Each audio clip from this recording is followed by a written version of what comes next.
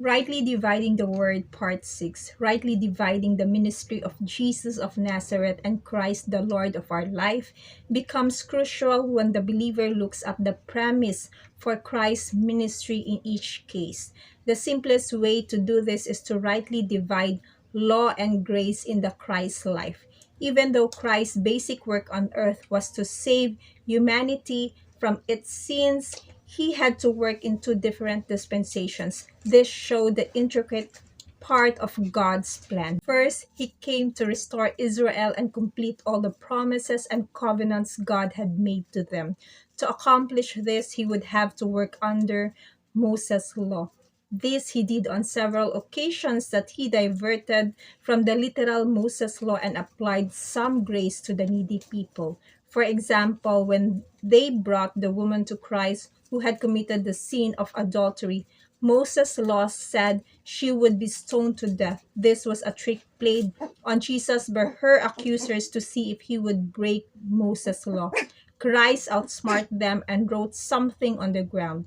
They gave up and walked away. In this, you can see his attempt to not violate Moses' law and still help the woman. Then, on another occasion, a Canaanite woman with a demon-possessed daughter asked Jesus help, and he so much as called her a dog according to Moses' law. His love and grace went ahead and gave her the request she asked for because of her great faith. These two events in the life and ministry of Jesus of Nazareth show how his whole intention was to keep Moses' law. This he did because when he was on earth, a part of his mission was to restore Israel, and this had to be done under Moses' law. Second, a marvelous thing happened after Christ died on the cross. Moses' law was crucified with Christ, and never again would anyone have to make a decision about doing good according to the law. This dispensation of grace provided ample grace to be given to sinners and those that were in need.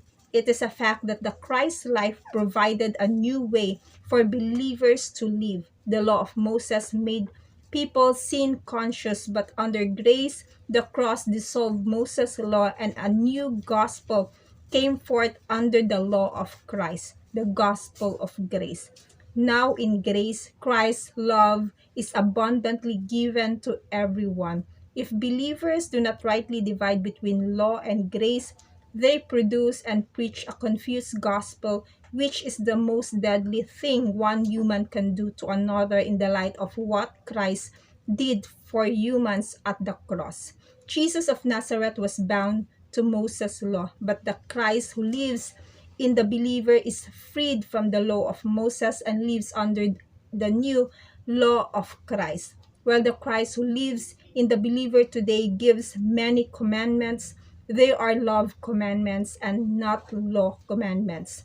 The difference is that in grace, love commands have no judgments attached to them as did law commands. The difference is that Jesus in the flesh, as Jesus of Nazareth, had to preach the law commands, but Christ who lives as us has grace sufficient for every need you have. To God be the glory. God bless you.